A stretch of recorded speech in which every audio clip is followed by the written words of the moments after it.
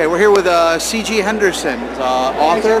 But let's see, Kolchak, which is one of my favorite TV shows, actually. I used to watch that growing up. The Frontiers of Terror, Field Guide to Monsters. So now, how long have you been doing this for? How long have you been writing books for? Well, I started writing as a kid about 45 years ago. I started getting published about 30 years ago, and I've been staying home and making a living from it for about 13 years. So whichever way you were asking the question. that covers all three, actually. I tend to ask very open-ended questions so people can answer however they want. Now, with the Kolchak, what made you want to pick up from that TV character and write with them? Well, actually, I'm known mostly for doing supernatural detective novels and short stories. Things That Are Not There is what started it.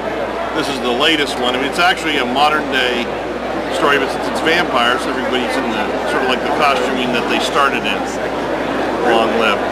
But I became so popular as a supernatural detective writer that when this book came out, The Occult Detectives of Me, as it were, the Kolchak people said, would you like to do Kolchak graphic novels? And I did them, and mine became so popular that when I said, you know, I think people might want to read fiction, they said, let's do an anthology. And so I got the first spot because they asked me to combine Kolchak with H.P. Lovecraft's mythos, which hadn't been done before, not in the TV shows, anyone else's comics, etc. And so I got the first spot with that. And the story got so much good coverage, I've actually just finished a Kolchak novel for them. That's wow. So I like supernatural investigators. I mean, I see Slam here. Now is that? That's 11 different hard-boiled stories of mine. I mean, it runs a gamut of just two guys who get mad at each other, road rage, and try to drive each other off the road, to the worst guy in hell trying to escape. Martial artist versus the vampire. I mean, it's everything, but they're just very hard-boiled stories. I mean, even when I worked for Archie Comics, everything I wrote was hard-boiled. Right. I don't mean Jughead had a gin bottle in his backpack. Although that would be brilliant. Well, be the end of you working for Archie. Yeah, definitely. But no, what I mean is all my stories say something on the order of take responsibility for your actions. Everything isn't black and white. Stop whining. We create our own reality. You know, something in that very noir, step forward look. Now, like I said, obviously I've mentioned Kolchak a couple times now. Out of the ones that you've got here, which one would you say would be a good one to really start with? Well, now it depends on what you like. I can narrow it down. I mean, first off, I eliminate anything that I don't have the whole book. Right. It can't possibly be as good as something where I have the whole book. Let's say, I noticed a couple times this one, just by the cover alone, they hear them roar. All strong female central characters. Beautiful. That's what the editors wanted. You could be, you know, the good girl or the bad girl. Comedy, mystery, science fiction, fantasy, horror, didn't matter. That was the theme. And actually this book grew out of the fact that I saw this piece of artwork and I loved it so much, I told the artist, I said, this hasn't been anywhere, right? He goes, no. I said, I'll get this the cover of a book and write the story that goes to it if you'll let it have. He goes, sure. And I literally forced this book to happen just because I wanted to write a story to that piece of art. That's wow. No, but to answer your original question, What You Pay For is my very first book. It's my hard-boiled private detective, present day, no supernatural, New York City tough guy, and that has some of the best stories I will ever write because I'm a different guy now. Right. I mean, that's 20 years in the past, and I will never be that angry again. I just can't. I can't imagine being that guy again. So that's a great place to start because the Hagee novels, when I'm writing him, I can get back to that. But some of those stories are they're always going to be some of the best I ever did. Right. The other one I would say, if you want to go in a different direction, Things That Are Not There, that is the most popular book I've ever done.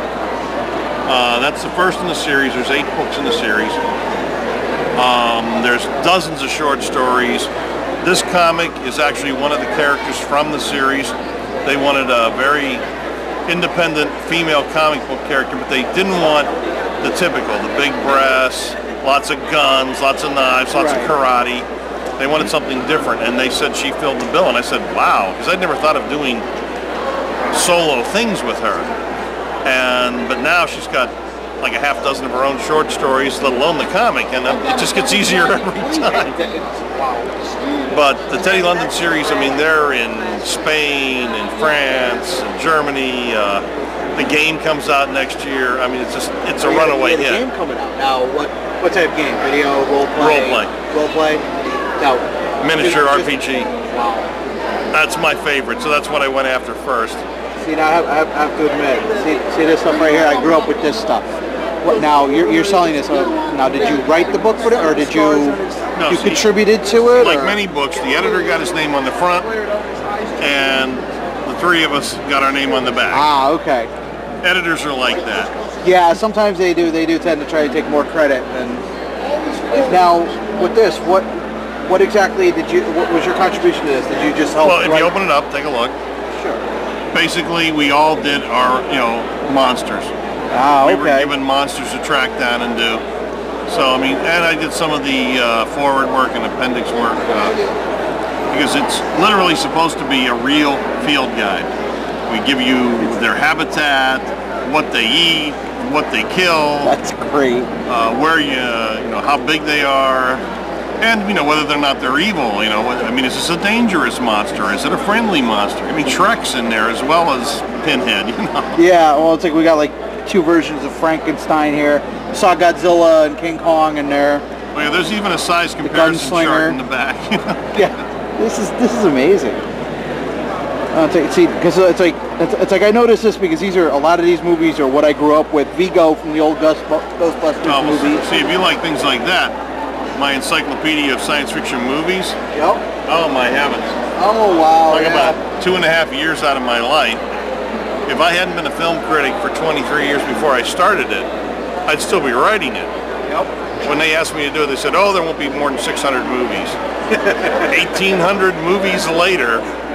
And they're still churning them out. Oh heavens!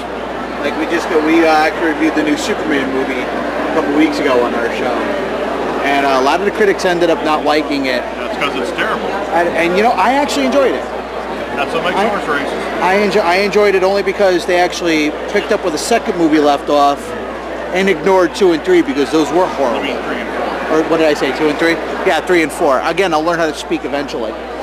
All right. I just wish they'd done it with a better movie, but we won't get into that argument. Yeah, no. Well, I think they've already set it up for another sequel, so maybe they'll do a little bit more with it. Okay. Now, do you think your audience is filled with readers?